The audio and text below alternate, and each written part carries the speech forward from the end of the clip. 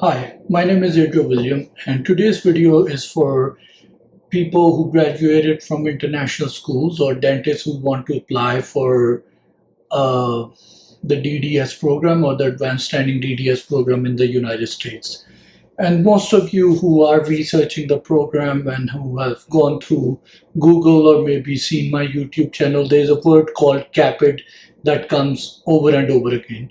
And I'm going to try to explain what CAPID is, how it works, some dynamics behind it, and hopefully by the end of this video, I'm planning to do a workshop session for international dentists who are planning to apply for a CAPID session for the coming year. So I'm also going to talk about that. But coming to the main thing about ADEA CAPID. So there's one big organization that you should know is ADEA, American Dental Education Association, under which if you're applying for residencies, if you're applying for traditional DDS, or even if you're applying for advanced standing DDS, you have to go through this organization. So one of the things that is in the subdivision is ADEA CAPID. So ADEA Pass is separate and ADEA CAPID is separate. So what does CAPID stand for? It is Centralized Application for Advanced Placement of International Dentists. You don't need to know the whole sentences or the meaning of the word CAPID, but just to let you know what it stands for. So it is a centralized system. Okay, moving forward, why did this came into place? About 10, 20, 30 years ago, people who were coming to the United States, most of them, I've talked to a couple of these older gentlemen, I would say, and some women as well, who just came to the United States, gave their board exam and got their license to practice in the United States. But now people like me who came recently have to go through schooling for approximately 24 to 30 months of time. Now, why is it so? Why did the people who came like 30 years ago just gave their board exam and just got in, and now people like me who are coming in, or people who will be coming for the advanced standing DDS, has to go through boards, have to get their LORs, SOPs, and all that examinations, TOEFL, even some people give ADAT exam. And why is it so? So let me explain you.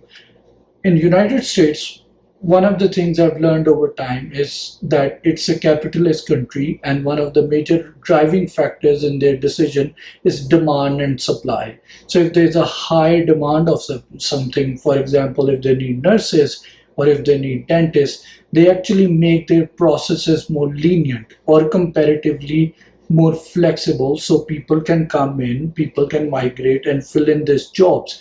That is something which is happening in Canada right now.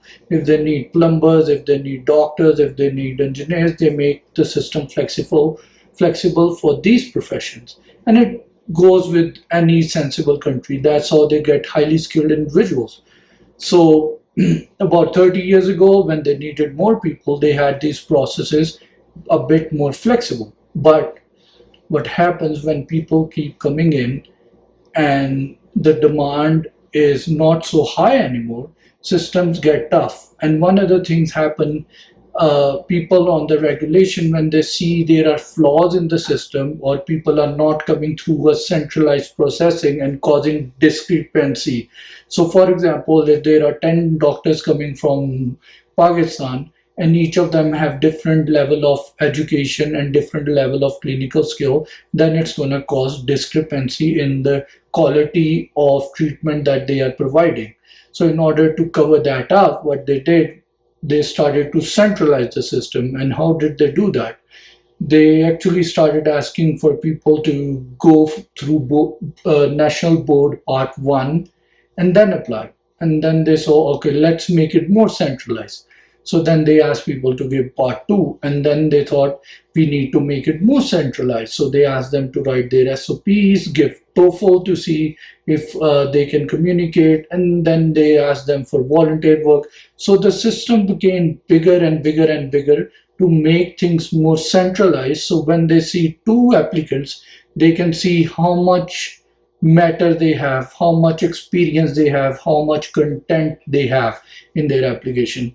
So just to let you know in a small, I'm the reason I'm going through this detail, so you, because capid in itself is a bit complex of a portal. When you go in and you start filling all the forms and they ask you for so much information, it is pretty much, I would say, bothersome. It is hectic and it takes a toll on you to get everything done in a small amount of time. But the reason I want to share this is because then you know the reason why they have this process in the first place. Back in 94, 95, I met a graduate who came from Russia and became a dentist up here.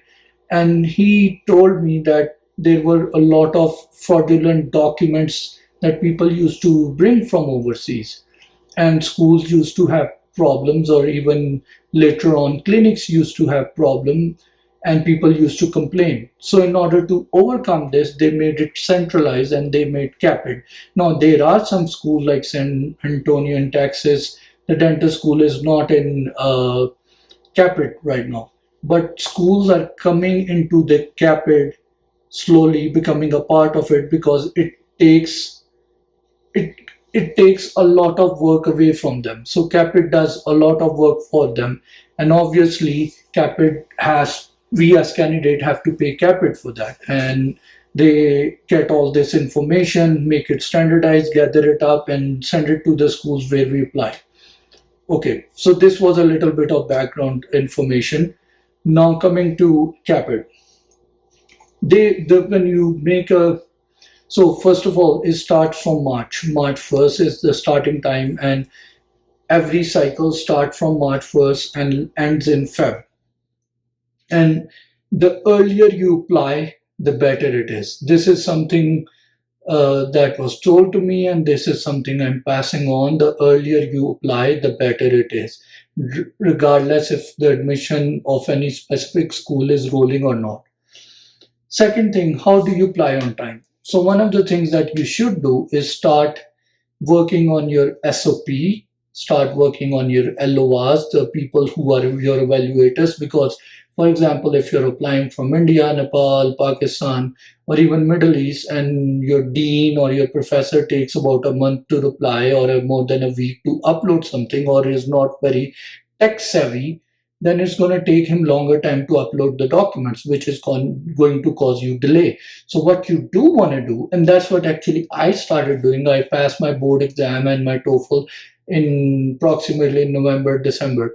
And what I started doing, I started to work on my SOP. I started to talk to my evaluators, and I started to fill in the things that I wanted. So I didn't started my application, but I was filling in all the details and accumulating them, like making a rough plan of how I'm going to work on this as soon as March 1st comes. So that's something which is quite helpful, and you should look into it. So there are approximately four main categories that you need to fill. First of all is general information regarding you. So your biography, what kind of, like, what's your ethnicity, your background, your country, your citizenship, all that detail that's asked. In addition to that, then they go into supportive documents. For example, they want, if you pass your INBD or National Board Part 1 and Part 2, they want those results to be sent from the testing organization. So they, for example, if you give TOEFL, they want the ETS to send them the result, not the candidate sending them the result. So they want the board exam result. If you give an ADAC, that's a wonderful thing. You can send that, and then the TOEFL as well. So that's the second part. The third part is in the supportive. Actually, these are standardized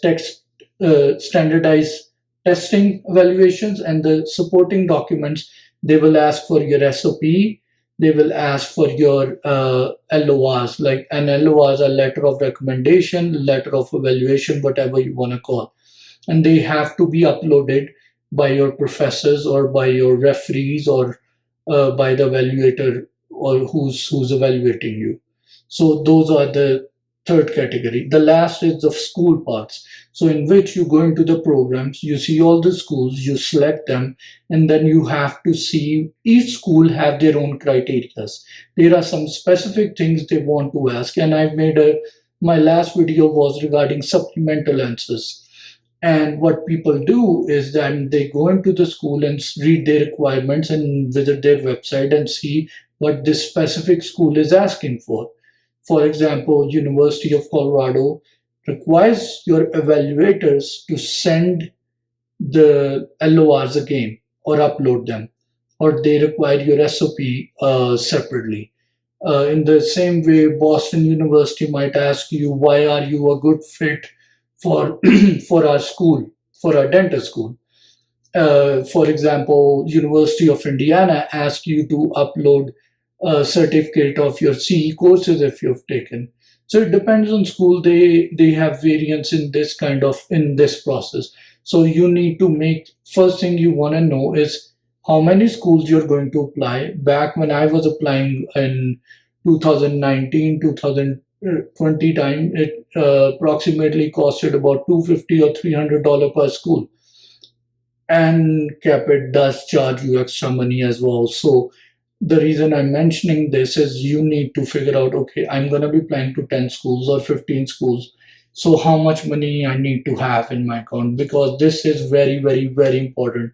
This is an expensive process. You have to spend money. You have to spend money on the CAPID, applying for all the exams, taking bench test courses, taking professional help for your bench tests, for your interviews, and these kind of stuff. If you have to fly, go for an interview, everything's going to cost you. So the one of the biggest thing you want to be prepared for is have those financial support to meet all the needs. That is important. So you have the resources, you pick the number of schools, you go into them, and then you go and apply to each school wherever you want to, and you upload the document they ask. I'm not going into the detail of telling you how to fill this each and everything, or not talking about the school, because that's something which I want to do in the workshop that I'm planning to do. And that is scheduled to be done on December 24th, which is a Saturday at noon time, 12 noon EST New York time. And if you're interested, text me, email me, WhatsApp me, and I can share the details with you, and you can register for it. And what's going to happen in the workshop.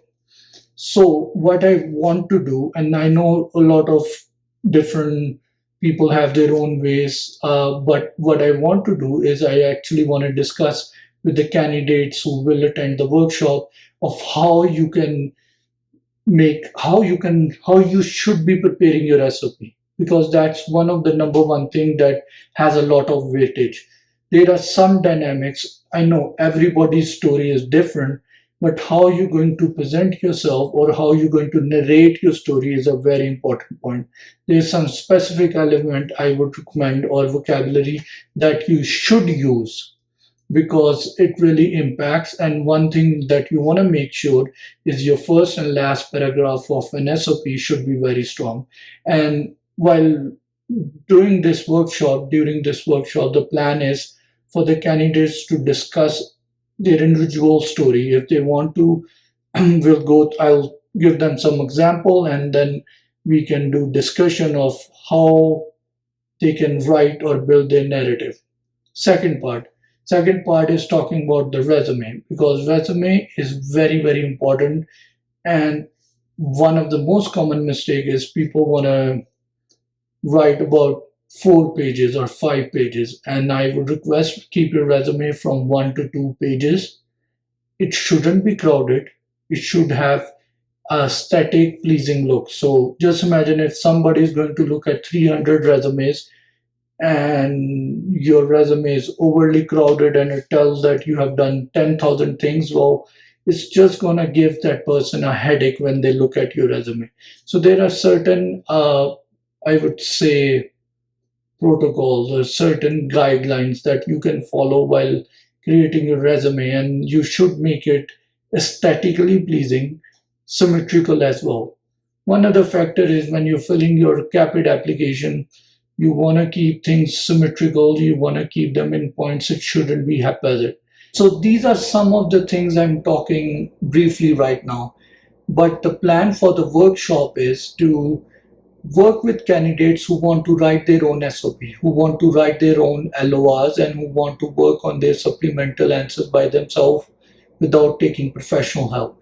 So the plan is to discuss with them how they can fill their CAPID application, understand the complexities or the dynamics of these processes.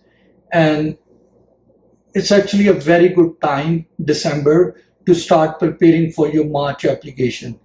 And during this workshop, we can discuss all these factors in detail. If you have any other questions, I will be more than happy to answer them and provide you a guideline of what I did during my time and what most of the candidates have been doing that I've been working with and who got accepted. So you are prepared ahead of time. I think that's one of the best things you can do for yourself, is to start preparing for your March application at this time. It will give you ample amount of space, and I think it will give you a good preparation time.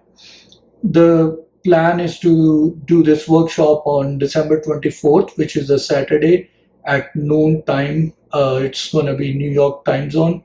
And if you have any questions, you can reach out to me. You can write it in the comments. And I would highly request, do like the video, do subscribe to the channel, because your feedback matters a lot. It actually gives me an encouragement that my videos are actually making some kind of sense to someone out there. And it gives me an encouragement to make more similar videos. So I do appreciate that, and hopefully I'll see you in a more meaningful video. Until then, best of luck and take care.